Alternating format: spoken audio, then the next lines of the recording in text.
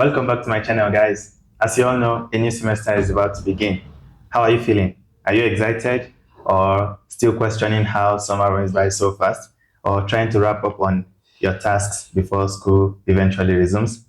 Don't worry, I can relate to you. In the past 4 years, I've had different expectations for school, and so has Temi. In today's video, we would like to share with you some tips to help you prepare well to make the best of your academic year, and most importantly, he will be sharing his experience with us. Welcome to the channel. Thank you very much.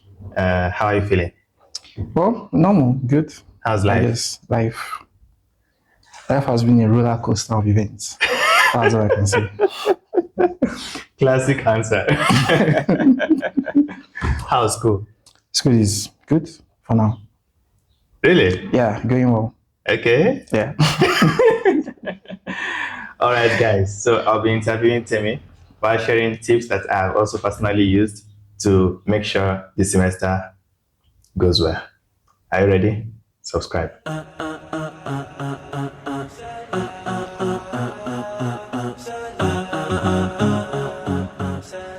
Okay, we'll start by giving some description about the fall semester. It is the first semester of the academic year. And then I'll be asking Temi some questions about his first year, his second year, and how he's planning to start this third year.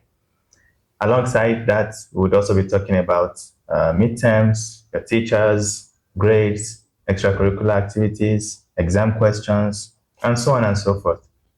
By the end of this video, we hope that you would have gotten 1 or 2 lessons about the academic system and how to plan effectively for it. So if you're enjoying this, please send it to a friend and click the subscribe button as well.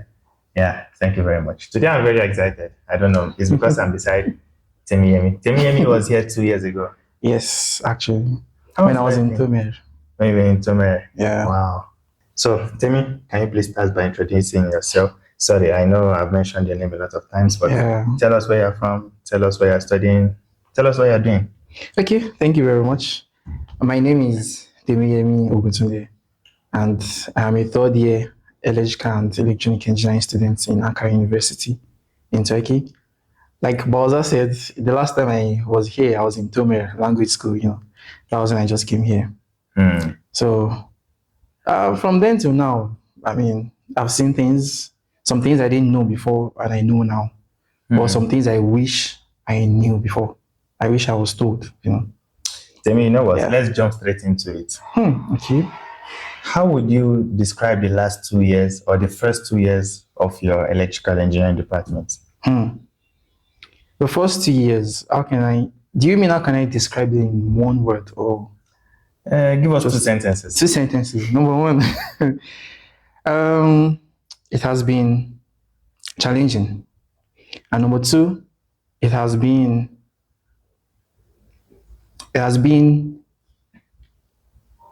let me say, inciting. I mean, things that changed my perspectives and thinking happened. So I can say it has been inciting. Okay, you know what? Let's do this. Let's take you back to when you first completed summer. Yeah. Before you started the first semester in year 1, how were you feeling? Wow, I was so curious. Like, I wanted to know how the life in the university was. I wanted to know what I needed to do before starting my courses. I wanted to know if there was anything I needed to do. Or I remember then I was on LinkedIn, and then at that time some people graduated from my department, and I saw some of them with 4.0. Wow. I was like, how? Coming here, I thought, the grading system here is different from the one in Nigeria. So I thought it was impossible to get 4.0. I was like, so I messaged them on LinkedIn. I was like, oh, yeah, I saw your post. You had 4.0, you had 3.8, 3.9. How did you do it? I'm going to start, so I need to know some things I need to do before starting that. It's been good. Some of them were not able to help me a lot, let me put it that way. But some told me some things that were useful. Nice, I could use some of them. That's nice. Yeah. That's a very good step. A bold one. Even though it didn't help much. Why? Let me explain. Because they already graduated. They were in their first year 4 years ago. So I needed someone that was going to his second year who had a new experience, who had like a recent experience. I couldn't get. I don't know. The system, it was a bit difficult for me to get. I could only get people going to their third year, people going to their fourth year, or people that had already graduated. So a lot of them could not remember what they actually faced, what they passed during their first year. I see. So it was, I even asked some of them, okay, do you know anyone going to do his or her second year? They said no. I don't know if they were saying the truth or not, but it doesn't matter. So you limited my knowledge. There were some things I needed to know that I didn't know before starting. And let me say that was one of the things that affected me. I see. Yeah. So if you would advise students who are going to start their first year this fall, Yeah. how would you advise them to get information from second year students? How do they reach second year Wow. students? Okay, good. I think to reach second year students, you have to start early. Okay, it's very possible you start late and you're still able to get someone. For me, I had no common friend. I had no one in the department. So it was difficult for me to penetrate into the department before starting my studies. So to those going to their first year now, anything you can do. You could be lucky if you search for something on LinkedIn, you could get someone going to his or her second year and then you're able to message the person. But also, you can just ask anyone, just make sure you ask as many people as possible. Just keep asking because sometimes you might not know where you get the right information from. So it's always better you ask anybody you can ask or check anywhere. Is it LinkedIn or Instagram and stuff? Just anything you can do. Yeah, for most of those going to their second year, their first year now or their second year, they are already in group chats. So I think WhatsApp is a good place to start. Yes.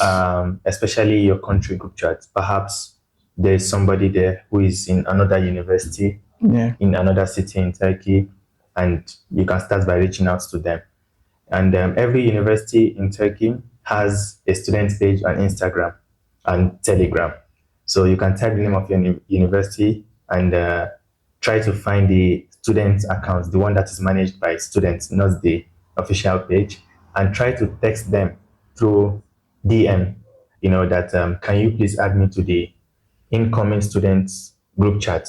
So if you're in year one, they should add you to the year two group chat. If you just completed summer, they should add you to year one group chat so that you can meet likely friends. And the person that adds you to that group chat is probably a senior in their fourth year or third year.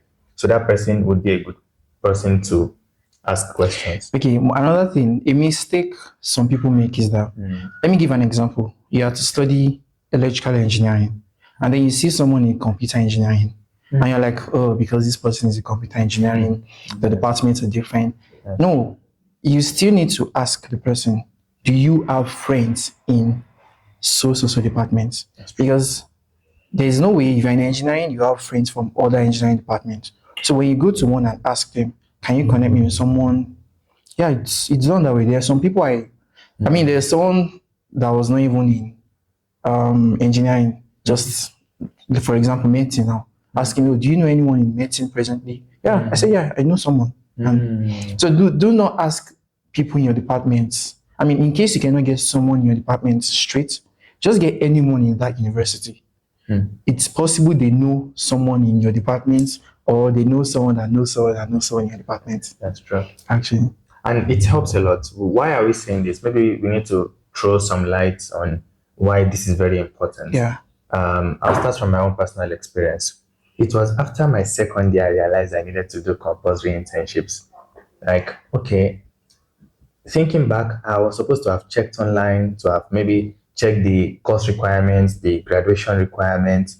But the truth is, you're so focused on trying to pass the courses of those semesters that you don't even remember to plan ahead, okay? And to get an internship, you need to actually put some effort. You need to have started months before because applications even start months before. Like for next year's summer, some internships will start opening from October, November, December. So you need to start planning from now. That's why this is important. And if you are in year 3 going to year 4, you need to start planning post-graduation steps. If you are in year 2 going to year 3, please tell us what are the things you need to start planning for. Okay, if you're in year 2 going to year 3. Yeah. Year 2 going to year 3, it depends on the university and department. Now, there are some universities and departments that have 2 compulsory internships. So in that case, you either would do one after your second year and do the second one after your third year, or if you have something really important you have to do in your second year summer, you can do the 2 in your third year, because normally internships here are maximum 30 days, I think. Maximum 60 days. 60 days, yeah. But like for school, I think school accepts 30 days, or maybe it depends on school. Depends. Yeah, it depends. But for my own department now, I think it's 30 days. So, you know, summer, we have 3 months or so for summer. So you can just do the 2 internships, do 30 days somewhere, and the second internship, do the remaining 30 days, even though it is not so advisable. But that is why I said, in case you have something very important to do after your second year, so you might decide not to do your compulsory internship then and shift it to your third year, after your third year. That's one. Then another thing is just, you have 2 years to go. You might think 2 years a lot, or no. Actually, it's not even 2 years. I see it as 1.5 years. Because the final year, you are like almost done. Yeah. So there are some steps you should have taken in your third year that will really help in your final year. So I feel if you are going to your third year, see it as you're going to your final year.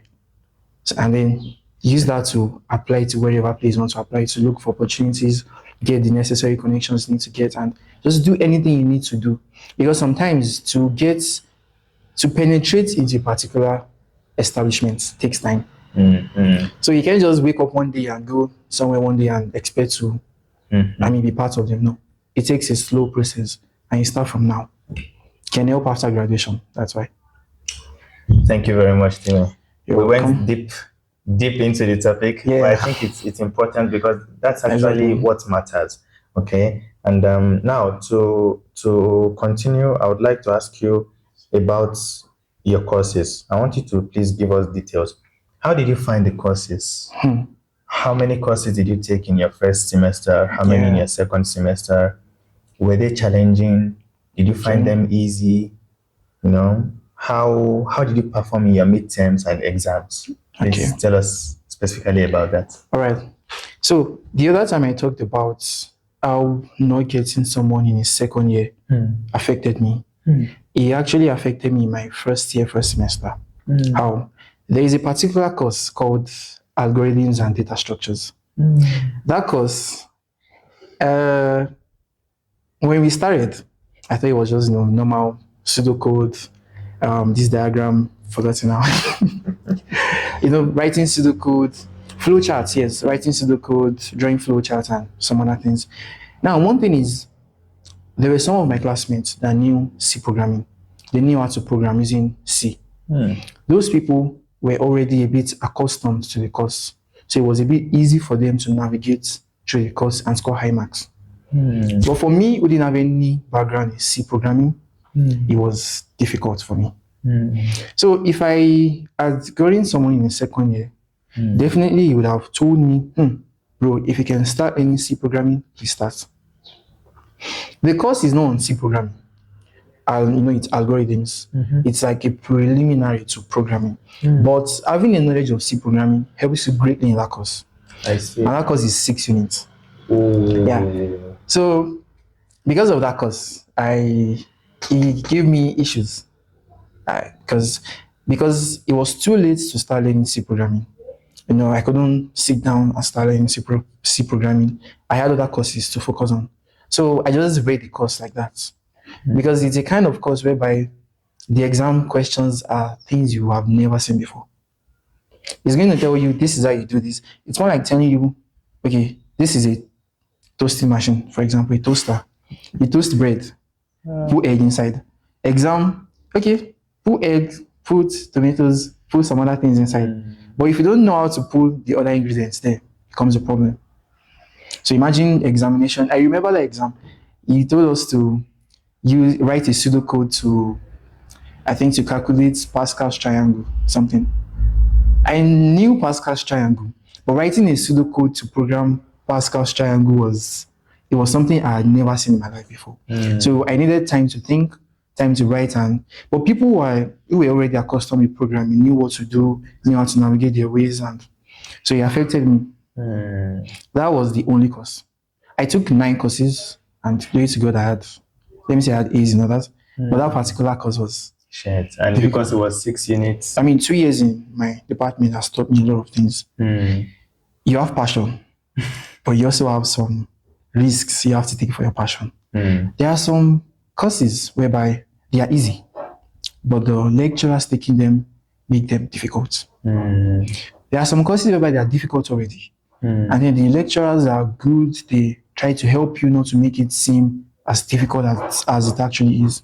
While there are some whereby the course is difficult, the lecture is difficult, you're just there. So for students moving from one class to another class now, they should try to research about whoever is taking the courses. Yes, let me put it that way, because it's not only about the course, it is also about the lecturer taking the course. And there are sections too, right? Like some courses in our school, maybe they are taught by 2 or 3 different lecturers. Yes, that's one thing. So you need to be smart about which one you choose. Exactly. And another thing is there are quotas. Sometimes. Imagine they assign 60 students to one and 60 to the other. Some students already know the good one. So immediately they open the site for registrations. A lot of students pick that man or that woman. So you whereby maybe you're doing it the second day or even the afternoon, by the time you get there, you can see it is already filled up. You can only pick the other lecturer. You're talking about course registration, right? Yes, the course registration. That moves us to our next topic. When to do the course registration. Yes. This one differs per university, but most cases, it is open, I think, a week to the resumption date. For example, let's say a school is resuming, my school now is resuming 23rd of September. And the course registration starts 16th. That's a week before. How do you know when? Like, how do you tell students so that they can know when? That's true. You need to go online. They normally will not broadcast on their maybe various channels that, okay, academic calendar is out. No, they won't. You are the one to go there to check yourself. Okay, is it out? For me, I went to my portal. I opened the academic calendar and I saw everything. So it started on the 16th, 9 a.m. You see, the thing is, a lot of people wake up around 7 or 8. 16th of September? Yeah. Wow. 9 a.m. So by 8 a.m., some are already glued to their laptops. Immediately it's 9, we have traffic on the site. Because a lot of people are trying to pick the good courses. And then there are some electives also. We have difficult electives and simple electives. And they have quotas. So some are trying to pick the simple electives. Like that, it's a struggle. It even affected me my second year. Having the quota filled up and having no other choice than to pick another course. But thank God, in the long run, I didn't regret picking the courses I picked. Yeah. Thank God. Yeah. I see. So guys, please quickly head to the official website of a university, click on the announcements page. You can find the academic calendar there. If you don't find it there, ask on your group chats for someone to send it to you. If you don't find it there, you can also log into the portal. And then try to find it there. 1 minute, sorry. For the new students going to their first year now, you already have a username and password for your portal.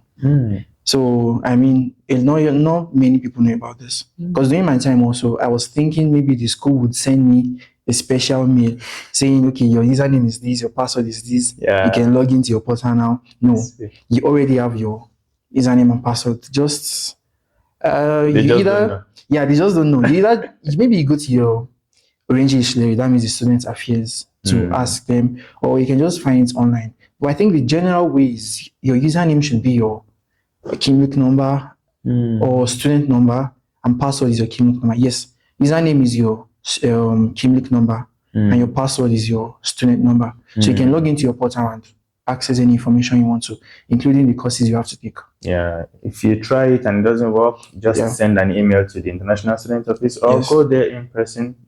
When they give it to you, try it in front of them. If it works, they'll even explain to you how to use it. Exactly. All right. Thank you very much. Temi, we have 2 more questions and then we'll round up. Okay. Can you please tell us about your preferences in terms of studying? Do you study at home, in the library, in school, on campus, in cafes, Okay. in your room? For me, my reading habit is a bit different. I never go to the library to read. So I'm that kind of person. I see. You go elsewhere, anywhere else but the library. Anywhere else but the library. Yeah. And I always prefer, in the dormitories, we have reading rooms. So I always prefer going to reading rooms. I think one thing with me is I don't like reading in a place where other people are. So where we have these libraries in Ankara, maybe National Library or some other libraries. It's a big hall when you have thousands of people there. If I go there, I am sleeping. So I never go to the library to read. I read in my room or in the reading room of my dormitory. In my room, if I'm the only one there. And then reading rooms. The reading rooms are always scanty. I don't know why people don't really go there to read, but that's like my favorite place to read. Okay. How would you describe life outside school, extracurricular activities, social life, making friends? Do you think you were able to balance it with school, with academics? Yes. How? Good. Give us some tips. Yeah, exactly. My first year, when I got to know I would be the only black in my class, it was weird for me. Like, having a class of maybe 100 students, 90, and you're the only one who is different physically. So I thought I thought I wouldn't be able to maybe make friends or stuff. But then, funny enough, I think 2 guys or 3 guys came to me and they started asking me questions. Where are you from? What's your name? What are you doing? Everything. So through that, we became friends. And through those guys, I met other people in my class. And I feel if those guys had not come to me, I would not have made friends. Now. So they came and then they made me comfortable in my class. So that's it. So it was easier than I thought to make friends.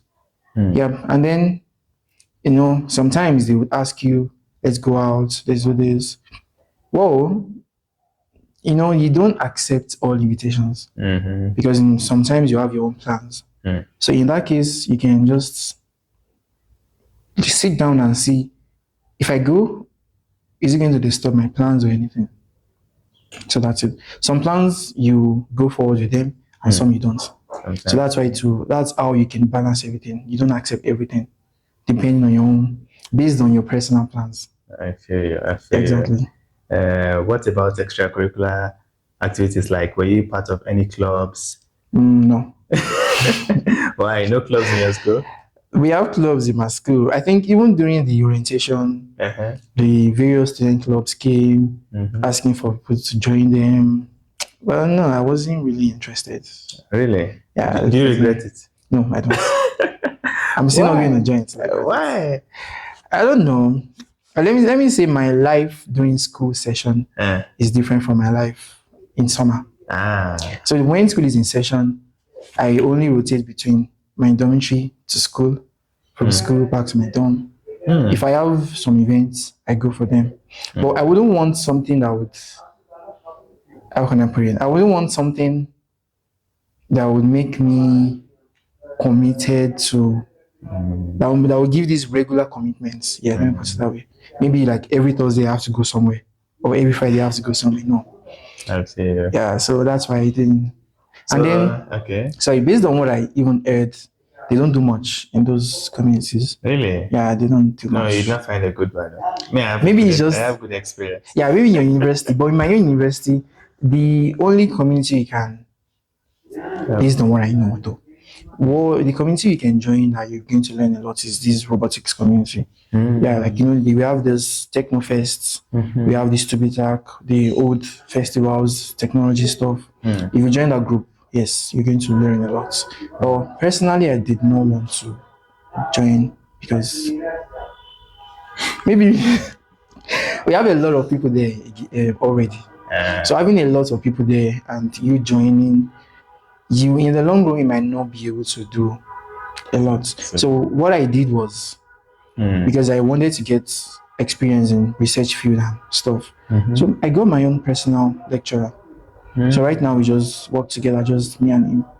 So through that I can learn a lot from him directly. That's good. Yeah, so that's it.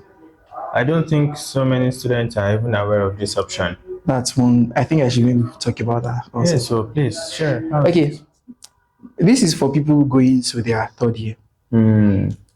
Yes, or even people going to their second year also. Because I went to see my lecturer in my second year. Now, when you get to your second year, if you have plans of maybe forging your studies or if you're interested in any research field, you have lecturers in different fields, in different areas. Let's say, for example, you're interested in electromagnetics.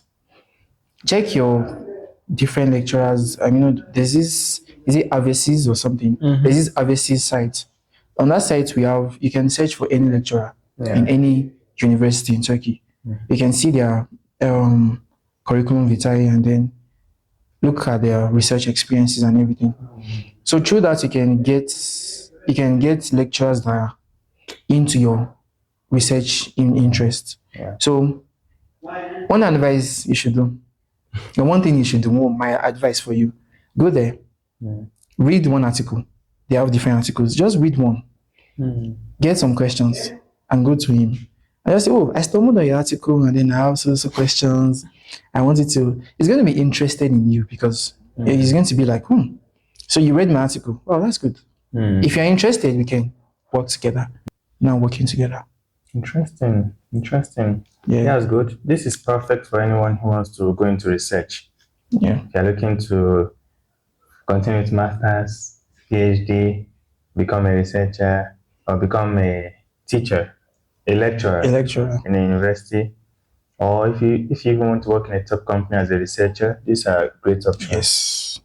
Recommendations also are important. Recommendations also are important. Recommendations. That one is true. Recommendations. For so many after graduation, they want to apply to other universities, they want to continue their education elsewhere, and they need recommendation letters. So this is a good way to build a good relationship. Yeah, relationship, rapport, anything you can call it.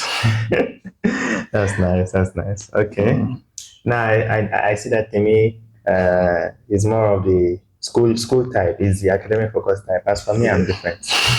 So about the extracurriculars, we have different opinions. For me, I would put it as yes, I agree with Temi on the fact that one should prioritize academics and then every other thing comes later. So if you are to plan right now, what I would suggest you to do is to list out what other commitments you are going to have during school period. If you are let's say, the head of the students association, or you're the secretary, or you partake in bowling, or you do some art, or you do some music, try to list out the commitments you have and how much time they will take from you. The problem comes when your other commitments take too much time that you are not able to study. So if you have anything you want to do outside school, which is very important to you, just try to make sure you allocate enough time to it. And to do that, you need to start setting up a routine, a timetable, and you need to start from now. Yeah. If you set up your timetable now, let's say you give Monday to Thursday, 9 to 5 for school, then Friday, Saturday, Sunday, you try to plan it for studies and for your other commitments. It's just important to strike a balance between doing everything you love such that you don't disturb your academics. Academics is always number one. Yeah. Right? It's always number one. Any other thing that you want to do, just make sure you plan it properly and you stick to the plan. So that's what I would advise, because I was also doing YouTube during school, and I know that when I did not plan for it, it took so much of my time that I was not able to study. Yes, I fell victim to that. So thank God later, in my third year precisely, I actually started planning and scripting more and started try to put a routine towards my videos. So that way it was very much better. And that was even the semester that my GPA got a huge increase, thankfully. All right. I hope you want to add something? Yeah, let me add something. Okay. Another thing is conference. Let me say conference, seminars, workshops, and everything. They are very important. Sometimes it's not about what the conference is all about. It's not about what the workshop or seminar is all about. It's about the people you are going to meet there. So there are some workshops or seminars that are not even related to maybe your own personal interests. Though not so advisable, but then if you can just go to meet the different people you can. So it's connection. You never know where you are going to meet them. So it's important to attend conferences, seminars, workshops, anything you can. If you have spare time, of course. Yes, I agree with you, because at the end of the day, once you graduate, two things are very important that set you apart. Like, one thing is your knowledge, yes, but the thing is, thousands of people graduated, so they also have that knowledge. Another thing that will set you apart is the experience. What have you done with that knowledge? So it's not, when you attend these conferences and seminars, it's not just for the sake of getting a certificate of attendance. It is for you to present a paper or present something the next time you attend. It is for you to get an experience of what it feels like to be an attendee and what it feels like to be a participant, so that you start turning your knowledge into actions, because that is really what matters nowadays. Like Temina, he has a research going on. And another thing is Turkish. We are in Turkey. For some of you guys that went to a language school and then you learned the basics and everything, I would advise you develop it in any way you can, because in the long run, there are some places you would want to navigate, and then the Turkish should be a test for you. Yeah. So there are some connections you get. Maybe you got them just because this person liked your Turkish. There are many people that will just develop interest in you because of your Turkish. So yeah, if you learned Turkish, I would strongly advise you develop on it. Yes. In any way you can. Even if you're studying in English. Even if you're studying in English. Yeah. I'm studying in English, but then Turkish is like a priority for me. Yes. Good one. Very good tip. Thank you very much. All right. I think we have just one more question and we shall round up. All right. As you know, Ankara's weather is cold. How do you study in a cold weather? Or first of all, do you enjoy studying in a cold weather? No. No, not at all. Yeah. Same here, honestly. But it's not an excuse. Yes. We have to study. Okay, this is the thing.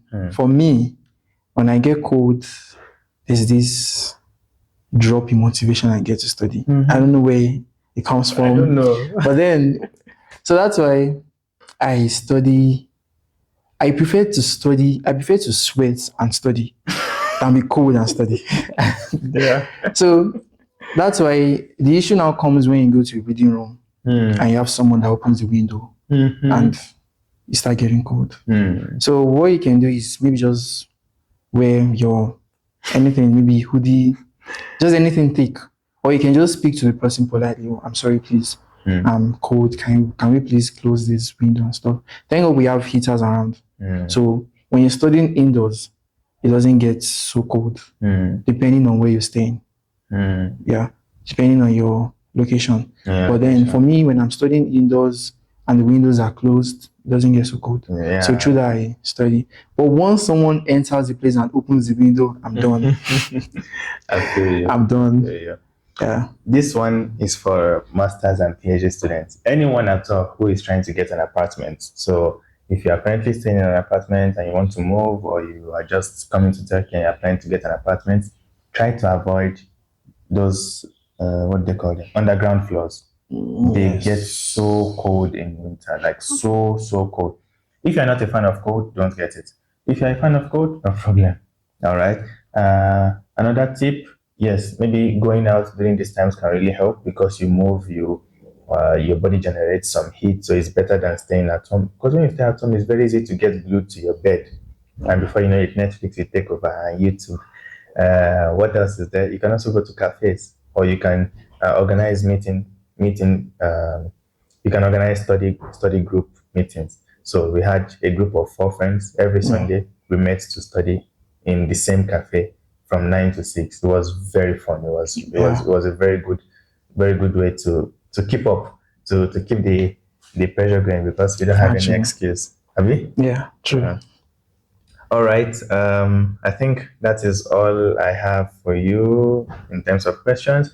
Now, can you please give us some final tips, some final words, especially for our viewers who are going to start this new semester? What do you think they should do to get the best grades possible? Yeah. Okay. There is one thing I experienced in your departments. When you speak with your seniors, people that are in second year, third year, and so they tell you the difficult courses. They tell you the courses many people fail, and they can tell you the walkover. Put it that way. I see. Now, they give you the advice, but it is now left to you to put the advice on the table and dice them the way you can. How? They tell you this course is so difficult. Oh, to pass it is very difficult. Even if you study every day, you might not pass it. If you know yourself, then you shouldn't let. Sometimes fear is the reason people perform in a bad way in the course. Fear is one of the reasons for poor performance. Now, let me give an example. It was, for my case, there were numerous courses. Let me not say numerous. In my department, people say something. There are 4 difficult courses. Once you pass those 4 courses, you are done with the department. Let me even list them. The first one is circuit analysis 1, circuit analysis 2, probability and random variables, and the last one, signals and systems. Those 4 courses, when you pass them, they say you're done with the department. Because they are like courses where we have a high percentage of students failing them. So there are some students that once they write the midterm and they see that they performed in a bad way, they stop reading. And just, if the final, they might not go for the exam, or I don't think it's worth it. Even if you feel your midterm was bad, still prepare for the final exam. That's it. And then another one is, if they say it's difficult, fine. But don't let that get into your head while studying. Because sometimes what we say about a course is what happens. When they say, okay, it's difficult, it's difficult. But when you see it and say, okay, it might be difficult, but as long as I can understand, then in the exam, I'm going to solve it. I'm going to do anything. That is it. So while studying, don't have the mindset that this course is difficult. It sometimes even reduces motivation to study. I feel you. Another one is the walkover. Some will tell you, oh, that course is very simple. But don't worry, you pass it no matter what. Don't, how can I put it now? Don't take it as it is. Don't take it as it is. Don't just say, okay, yeah, no. Don't overlook any course. Because for me, the courses they said they were very difficult. I did well in them. Now the courses they said they were really simple because I reduced my focus on them. I ended up getting what I didn't expect I was going to get. I still scored well, but imagine getting a B instead of A. So in those kind of courses. So if they say it's simple, yes, simple. But please still study for it. That's it. Guys, honestly, I think this was a very good session. The aim of this was to try to paint a picture of what academic life is like during the academic year, during this semester. And we try to focus on this fall semester. The reason is because I feel like this fall semester is your best bet at increasing your grades. Why? Because most of the courses are introductory. That's number one. So they are easier to grasp compared to the courses in the second semester. That's number one. Number two, because the weather is getting colder day by day from September to December, the temperature is gradually dropping. As a result, there aren't much of activities to distract you. In the second semester, the temperature is gradually rising. So every week, new events are coming up, and if you're somebody that likes to attend these things, they will start distracting you, and you also want to go out more, you want to meet your friends more. So because of these reasons, I feel like this is the best time you can focus on yourself and your studies. The last reason is that the fall semester is like an entrance into the spring semester. So if you don't understand the concept in the fall semester, most of the courses in the spring semester are continuations of what you started in the fall semester. So if you find it difficult now, it will be more difficult in the second semester. Although, yeah, we can say there are exceptions, but that's the general trend. So to avoid all this, we're trying to make this video now so that you can have an idea and start planning. Now, to start planning, I have two important advice for you.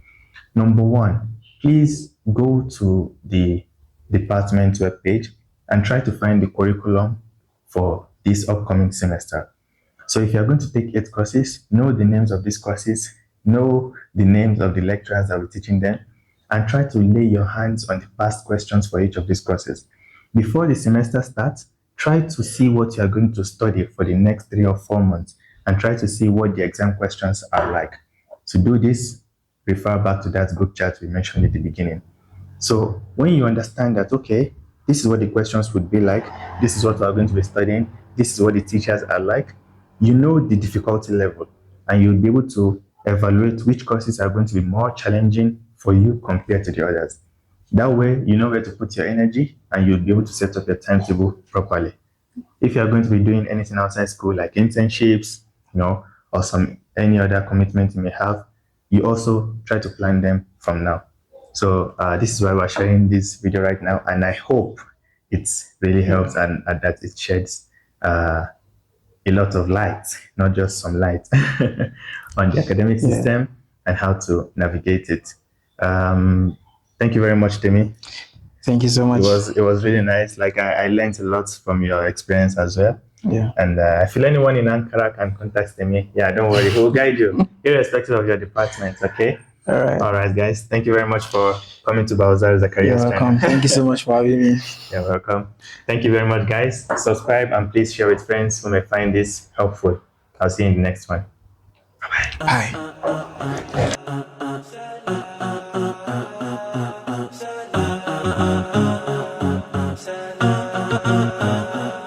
I give salam to my people in Bangladesh, salam to the people of Marrakesh, salam to the lions in Palestine, salam to the people of our times, salam to the people in Tokyo. If you're sad right now, then don't be so. Salam to my neighbors in Pakistan, salam to the people in other lands, salam to the people who live in Spain, salam to the strugglers who live in pain, salam to my folk in Malaysia, all the way to the deserts of Arabia. Salam to my ikhwa in Kosovo, and to my akhawat, anything is possible. Salam to my folk in Uzbekistan, to the people of Turkey I give salam. Salam, salam, salam, salam, salam, salam, salam, salam. I give salam to my people in western lands, and to Sham that is known as the best of lands. Salam to the people of India and the oppressed out there, the Rohingya. Salam to the people of Ecuador and to the people of Egypt, rest assured. Salam to the people of Gambia and my brothers out there in Zambia. Salam to the brothers in Somalia and my sisters here in Britannia. Salam to the people in UAE. Salam to the lands that you ain't seen. Salam to that bro, salam to that man. I give salam whether Kurd or Afghan, spreading salam in every continent. If they give salam back, then respond to them.